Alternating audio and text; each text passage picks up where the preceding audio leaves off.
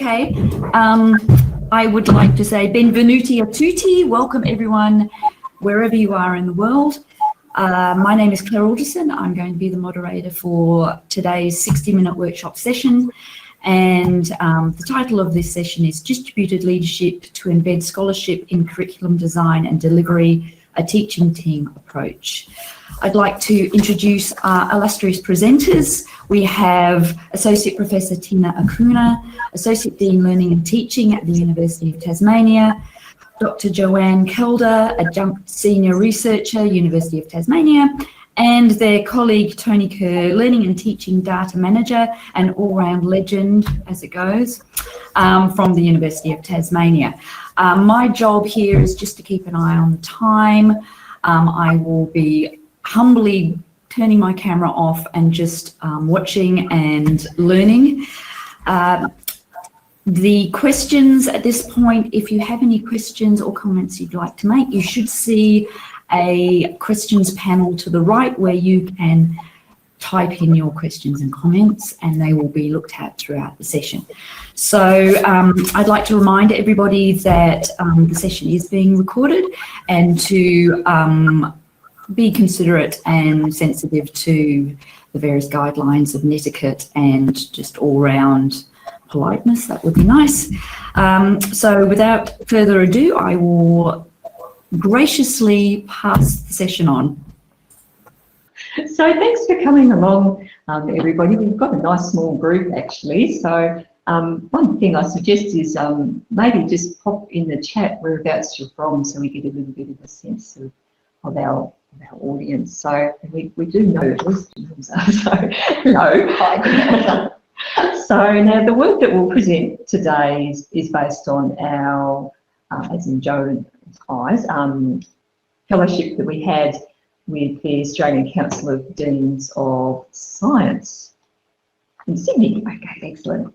And what we have here is, obviously we've already been introduced, just in the background of several of our photos, sorry, of our slides rather, you'll see photos from where we're from. If you're not from Australia, we're in Tasmania, which is the southernmost state of Australia. So we'll just show you a little bit of our background. So when our international and even domestic borders open, you might actually like to come down and visit us.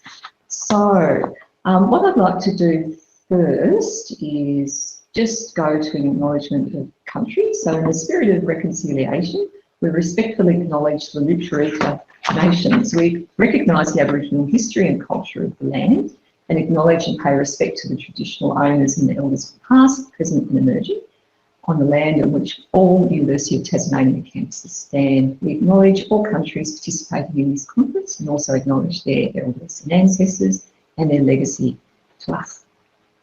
So what we've got planned is first of all, I'll describe the curriculum evaluation and research framework, which ultimately enables us, it was an approach, if you like, one approach to undertake planned scholarship.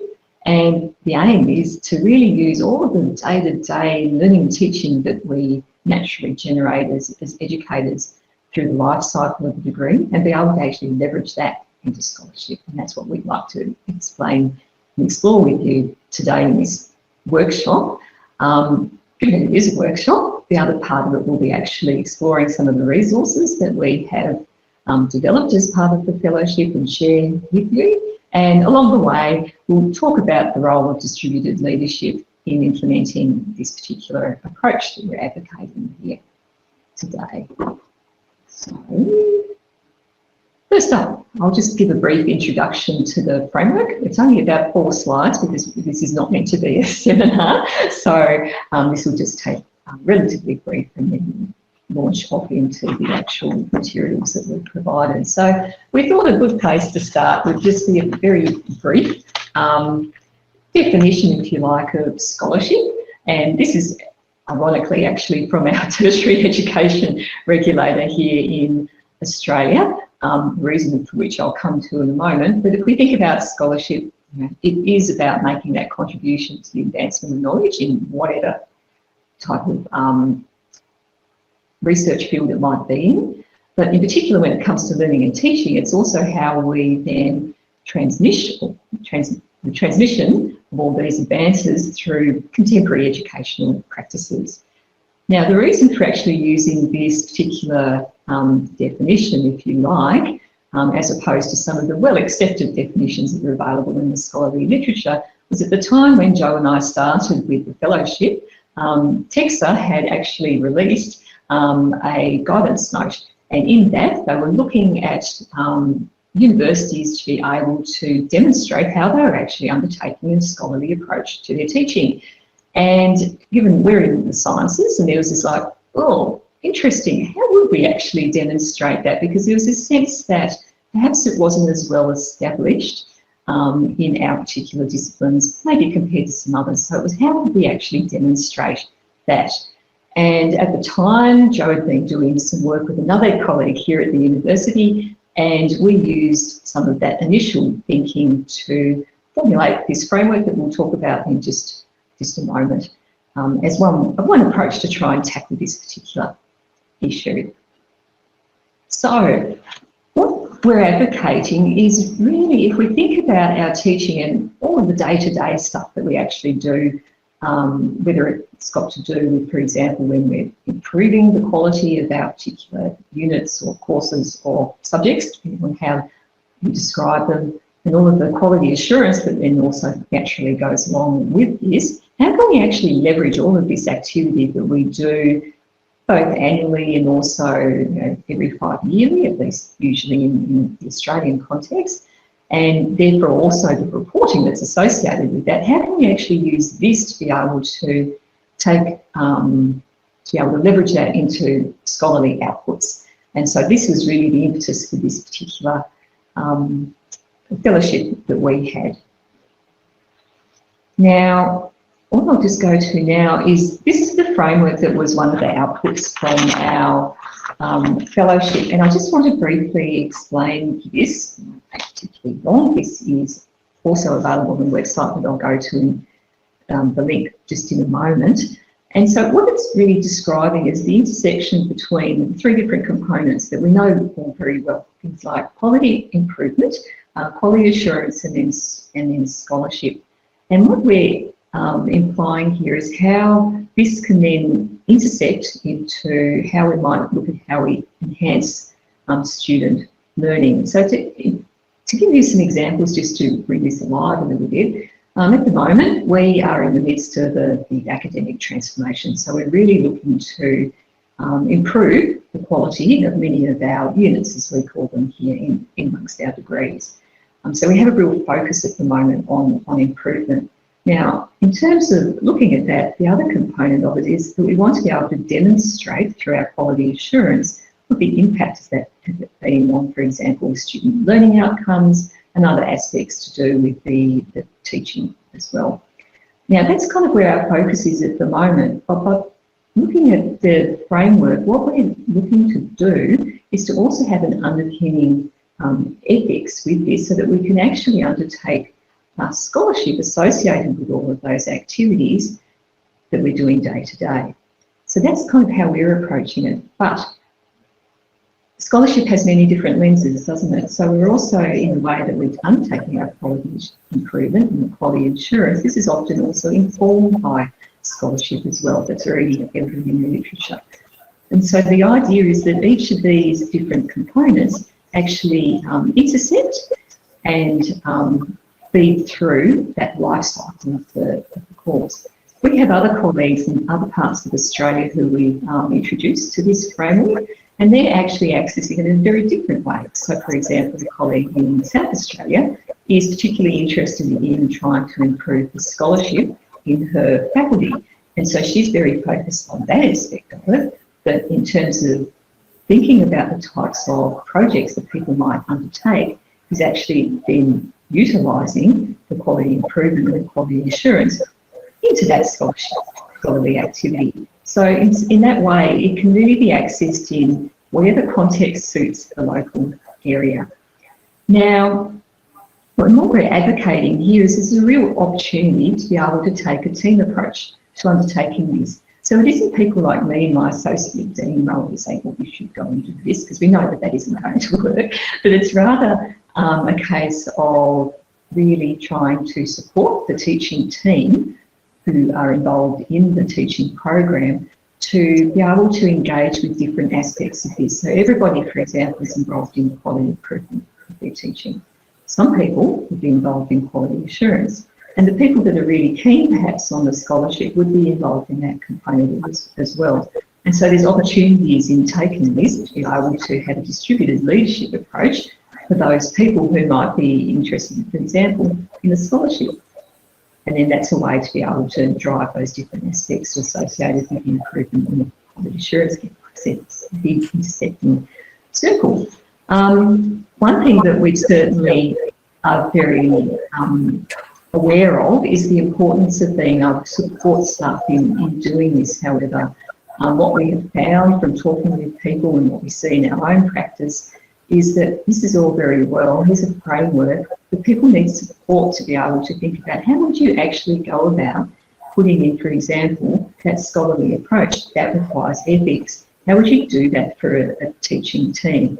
Now, we're really fortunate in that our college has seen the advantages of what we're proposing and has enabled us to actually have Tony join our team, and he's assisting in some of that ethics, for example.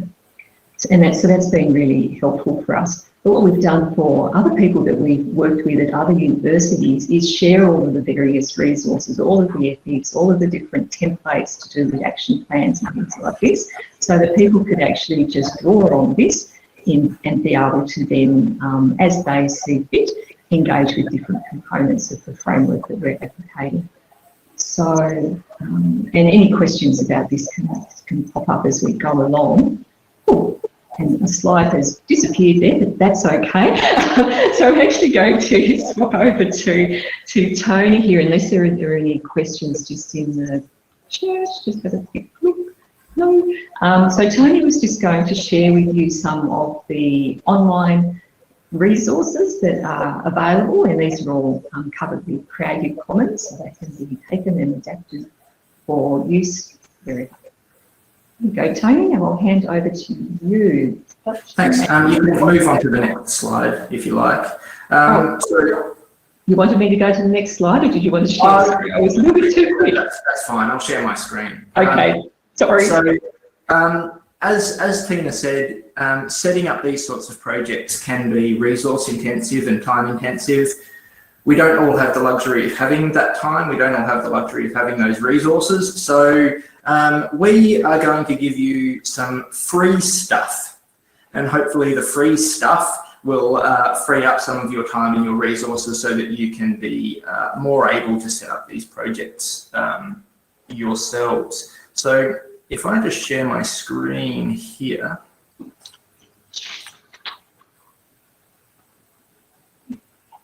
Are folks able to see this now? Yep, that's great. Should be visible. Yep. And I will also drop this link into the chat as well, so that people can visit this at their leisure. What we have here is basically a sample ethics application. Putting together these ethics applications can take a lot of time and a lot of effort. This one has been mostly done for you.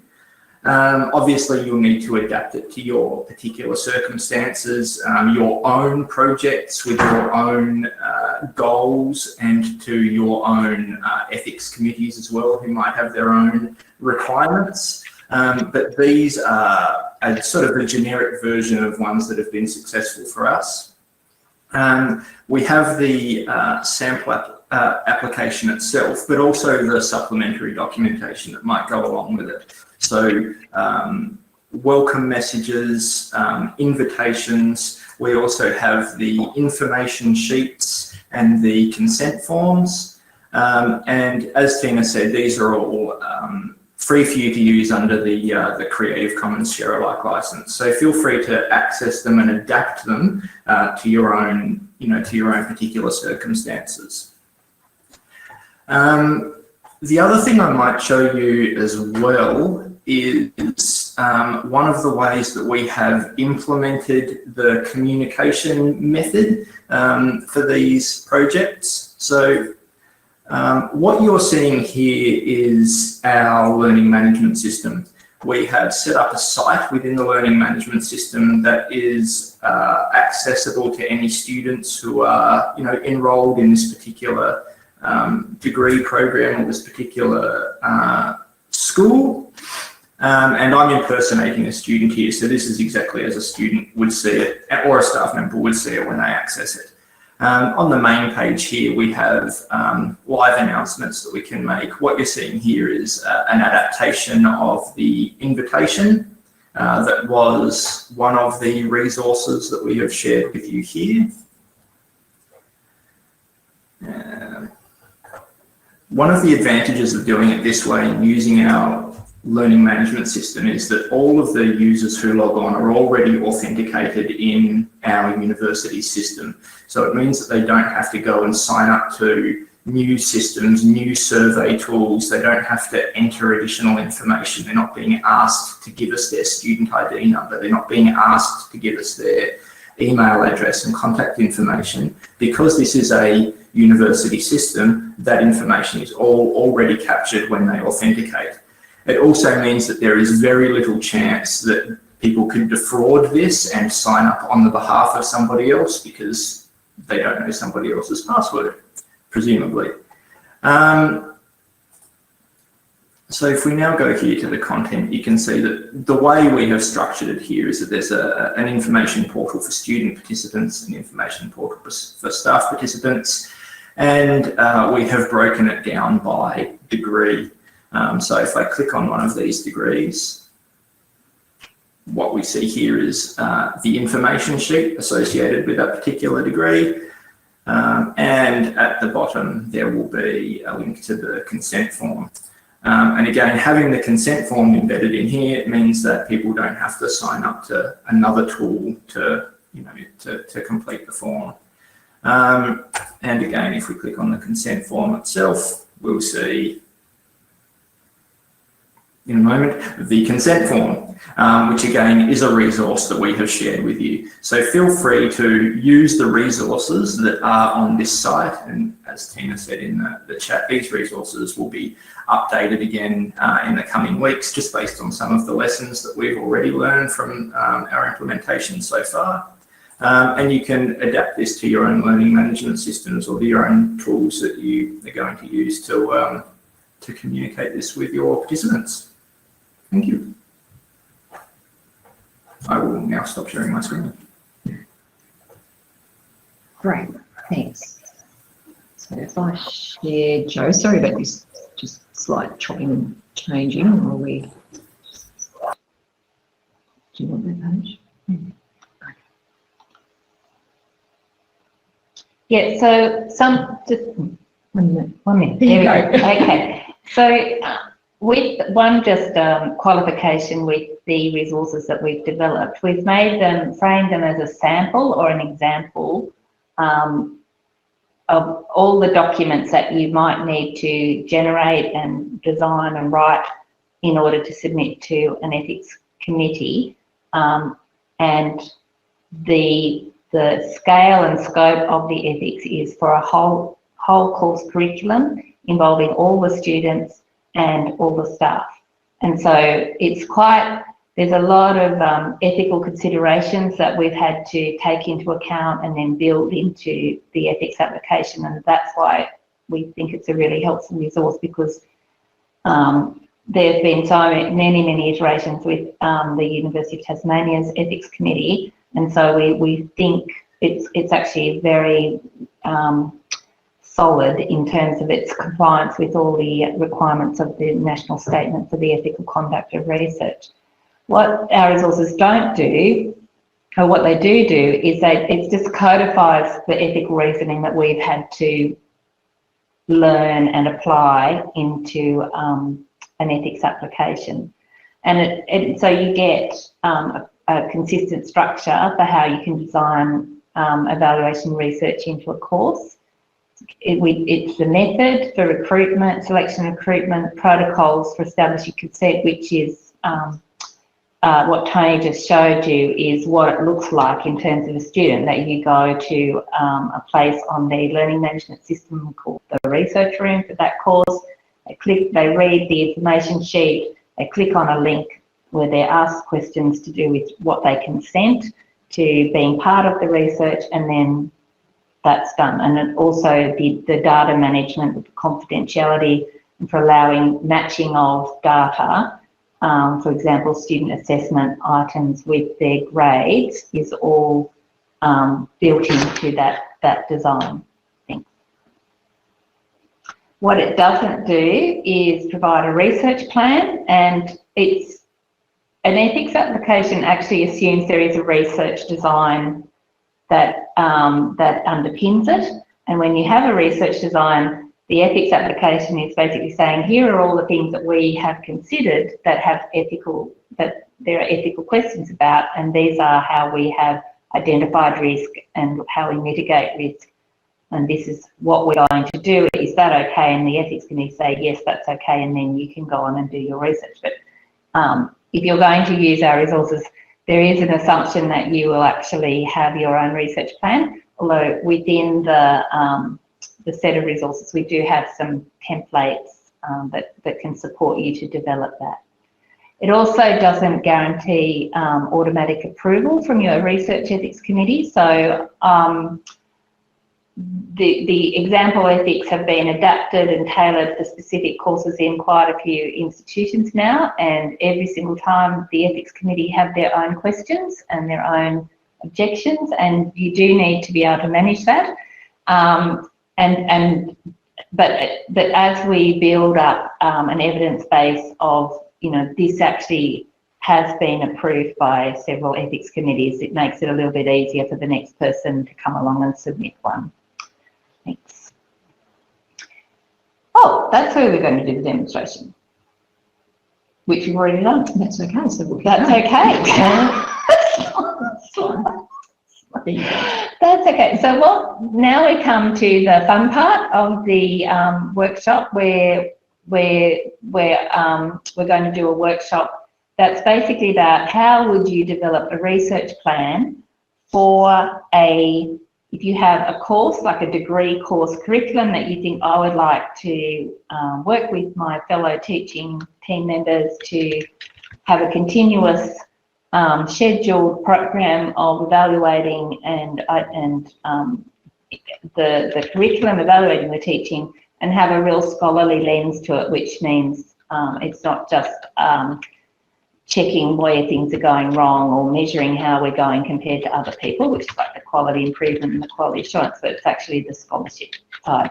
So I'm just going to quickly go through as an overview what you would need to do, or the core elements that you need in a research plan. And then we're going to go to the Jamboard. So there's a link that Tony keeps putting into the chat in case you've missed it.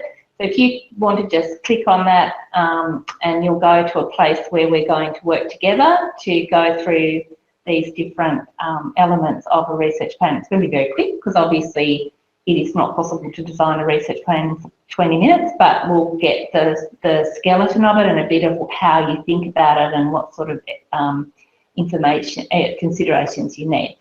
So these are the components, and I'll just quickly go through will I do it or you can click? You do it. I'll do it, okay. I'll give you control. I'll have control of the mouse. Right, so in a research, why isn't it working? Oh, there we go. There you go. So any research plan, it's really important to have your objectives that are clear, that they're measurable, that they're actually feasible. So whenever you're writing a research plan, say perhaps you're applying for a grant, you'll know that you have to be able to demonstrate that your research is actually worth doing and that it's capable of being done. And some examples might be that you have some quality improvement objectives, you might have some quality assurance ones, like you want to make sure you meet standards, but also in terms of what kind of arbitrarily I think of as scholarship or research goals, you're more looking to the impact and effectiveness of your curriculum and teaching. You're looking perhaps at adding to the body of knowledge, you're thinking towards maybe publishing the things that you discover that, and the insights you develop for others to use, and you'll be looking at dissemination as well. Then, is it going next? Oh, I hate these things. What? Which one do you do it? Yeah, I'll do it. There you go. It's like being a manual versus an automatic driver. Okay, so research questions. And research questions are so important because if you have really good research questions that are aligned to your objectives, that kind of sets the scene for everything that follows. So you want to have, if your objective is to identify what factors are, what is the impact of this curriculum on students, and you might have some sub-questions in that, like, employability or retention, or all of the things we all have to think about every day, then you want to make sure that your research questions are actually the right, formulated appropriately so that you actually will get it, you have a possibility of achieving your goals. It's also very helpful to think about your institution's strategic goals and priorities, because academic life now is quite pressured, quite difficult, so you need to use your time wisely. And if you're thinking in terms of your future as an academic and the development of your career, you're more likely to achieve your personal goals as well as your goals for your students if you are actually doing what the university or your higher education institute says is important to them. And that's a little bit of a difference that we have in terms of scholarship of teaching. It's not so much discovery, what we're talking about with this CER framework. We're not kind of trying to create different new information or knowledge, even though that's possible, but the focus is really on the curriculum and what we can learn about having the best possible curriculum and teaching methods that deliver benefits for the students. So then you think about what data you're going to collect that will help you answer your research question, and part of the curriculum evaluation research framework is that the idea of linking and leveraging what you already collect in order to do the routine quality improvement, what you already do when you're doing benchmarking or you're doing any kind of quality assurance data analysis or reporting. They actually are the same kind of data that you need, that is very helpful for the more scholarly, the application in a scholarship framework where you might have a theoretical underpinning, you draw on literature and you are trying to analyse the data in order to identify more generalisable understandings and knowledge. So then you think about what methods you're going to use to analyse your data, and again, this is pretty much standard for any kind of research project. You need to be able to know what kind of data you're collecting and then how you're going to analyse. Okay, so go next. And then the research plan, think about time frame, think about milestones, think about outputs and also outcomes. So let's go to the Jamboard. Let me just share here. There we go. Is that it? Yes. So that's so you should all be on there, hopefully. Can you just show how to do a sticky note? Yeah, sure. So if you look, there is a sticky note. So this is where if you can all turn on your microphones to talk. And if you want, and the idea is that you can either talk or or write down your ideas as we go through the process of a research room, of creating a research project. So that first slide there is just a reminder of the framework. So if you go to the next one, so at the top, you click on the next frame. There's what we're looking at, the things to consider. And so if you start on frame 3, which is the next one along, there. So this is where what I'm hoping for is that everyone will just jump in and start thinking about what objectives do you think are your own or you think would be good to have for a curriculum that you design and or teach. And having the idea that, you know, you have quality improvement, quality assurance and scholarship looking for impact. And if you want to know the meaning of the droplets, it's just a view from my window, and the idea that you have different kind of almost like spectacles or different orientations when you look. So there's a photo of me focusing on the window with the raindrops, but as I go out and see more and more, and that's one of the ways I think it's helpful to think about your curriculum, is that sometimes you're looking up close to a particular thing, sometimes you're taking a more broad view, but you're still looking at close-up details. Sometimes you're just thinking about, well, what's the story? What's the vision of what's going on? So thank you. Improved teaching practice of my postgrad academic students. Yeah. So just, you know, and feel free to turn on your microphones and just talk. That would make it more fun. Yeah, I'm teaching graduate certificate in learning and teaching in higher education. So it's always, how do we measure impact? Yeah. Yeah. Thank you. Yeah. So you want skills that can be applied to other disciplines? Yeah. And so this is that, like, in your view, is that like a quality improvement focus, or are you thinking it can be also a quality assurance thing? Perhaps both. That was me. I contributed that one. Oh. Okay. So Demelza, I know you have some objectives. Do you want to write some down? You still there?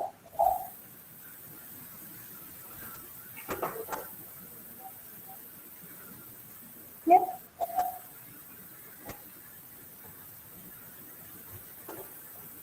Okay, so well, in the absence of people thinking about objectives, if you go to the next one, it's another, like, if you would people be willing to put down some research questions that they might ask about their curriculum?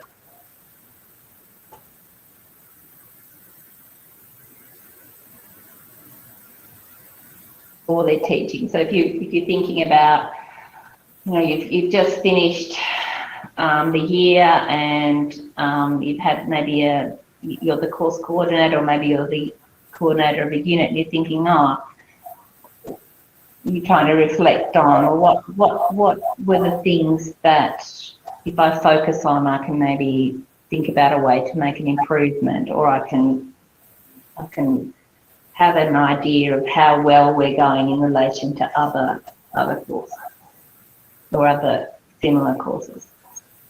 Okay, yeah, thank you. What's the most effective tool to encourage student collaboration? Yeah. Yeah, and so that's a prospective question. You might also have questions about, what else could you do? Tina? Oh, online delivery, retention. Yep. What's Student success. Student success. So, like, they're basically all the questions you get asked all the time, and you can just put them into a research plan. And it doesn't have to be completely specific, but that just needs to be enough so that you can measure. Hi, Alison. Hello. Yeah. So have you got any thoughts on research questions or any for your? Yes, I've actually had an ISSOTL mentor this year who has very much encouraged me to just look at my practice for research questions for exactly this reason, and it's just changed how I look at teaching altogether. It's like, oh, wow. So what sort of questions have you been coming up with? I'm actually presenting tomorrow the result of one of them that I asked right at the beginning of the year, which was how can we support academics to use flipped classroom in a consistent way? So if you come along tomorrow at 1 o'clock, you can see me present on that. That's good based on some of the things that I've seen. Yeah. Wow. Yeah. Very inconsistent. Yes. Yes. That's Yeah. exactly right. That's exactly right. So, how are we going for time? You all right? Or we? Yeah, I think so, Claire. How long? Yeah. So, according to me, my alarm is going to go off in about 10 minutes. So, Okay. you're way ahead of, well, not way ahead of, but you're right on the mark for opening up to ask questions. I've sent messages. Oh, we haven't finished yet. Sorry, I was just wanting to. So you're coming to that 10-minute mark, and I have invited everyone to share their mics and cameras because we have got a very special small group. So it'd be nice to be able to see everyone's faces and then everybody can speak freely. Yeah, thank you.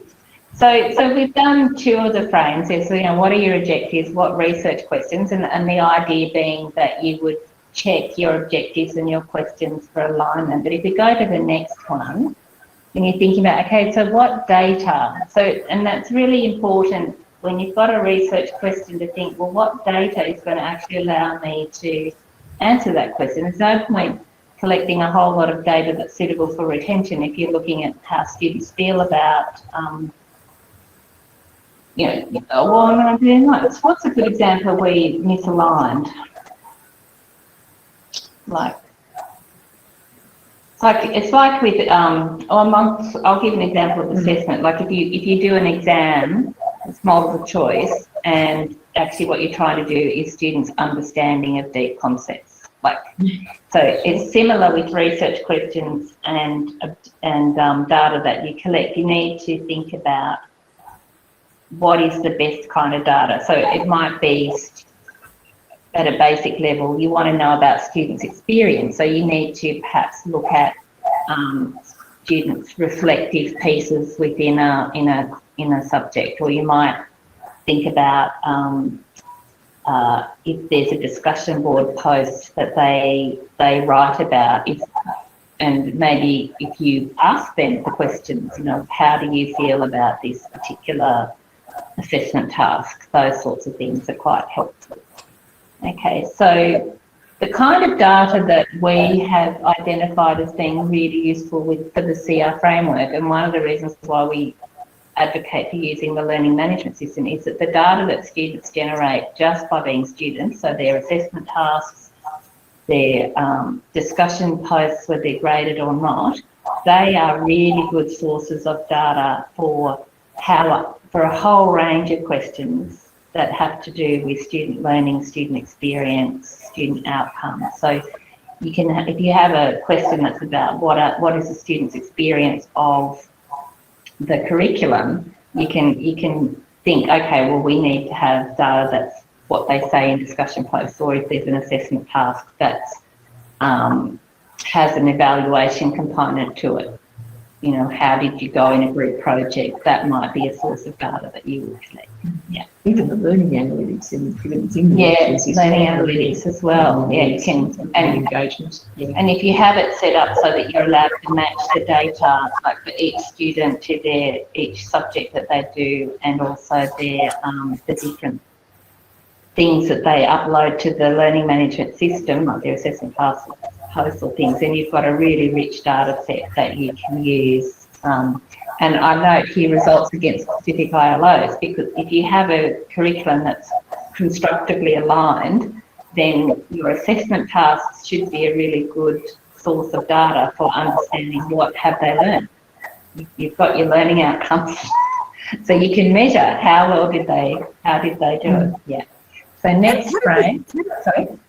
How does the ethics go for that? If you're teaching the course and assessing the students themselves, what does the ethics committee think about you using that assessment data? So that's why we've designed the idea of a research room, which is a place on the LMS. It's not a course, but it's kind of, you use that framework. And that's where students can find out about the research, and then they consent to having their student data used for research purposes, and it's completely anonymous.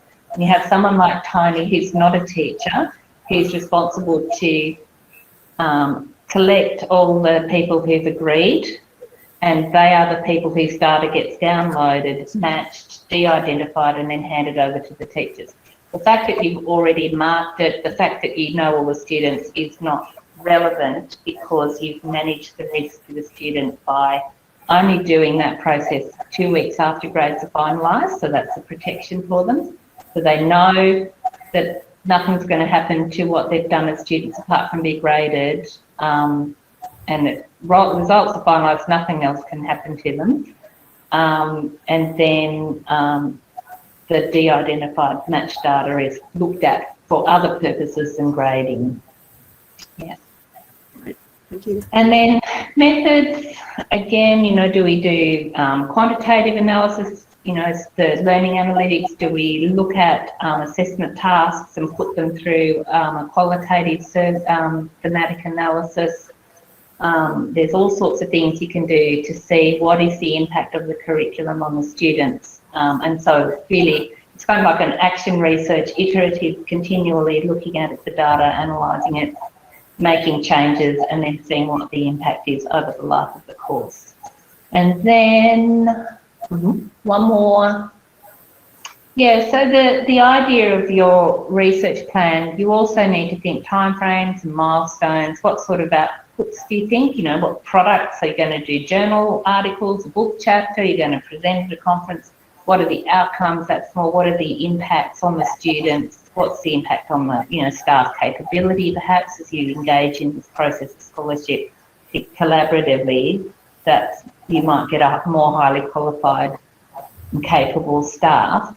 But also, you know, you might end up having a national project if they bring back the equivalent of the Office for Learning and Teaching, where you've got a huge data, you know, ongoing research program, that then you've got the evidence, you know what you're doing, you know how to do it, and give me some money, that sort of thing. The Impel ladder, which is a product, an output of the Office for Learning and Teaching, one of their projects, which was about trying to help people think through the sphere of influence that they have, and there's a kind of a hierarchical thing that, so the level one is just if you're researching with team members, teaching team members or members of your research team, you will, you'll, you know, you'll have impact on each other, and but hopefully you also have impact on your students, which is the next level up. You might say, oh, this is a really good idea, so Alison, you're going to be presenting what you've been doing, so you're spreading the word through ISSOTL.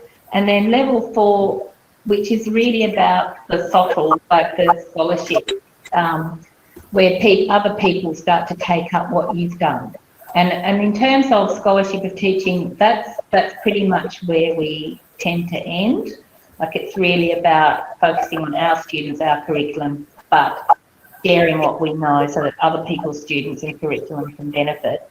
But there is also the opportunity to have wider spheres of influence, quite deeper impact if you start, you know, say, one of the things the College of Sciences and Engineering has said, we're going to pay Tony to be the data manager, and we're implementing the CR framework across 10 new courses. And so that's more systemic adoption of the CR framework. And that's taken 9 years to get to that point.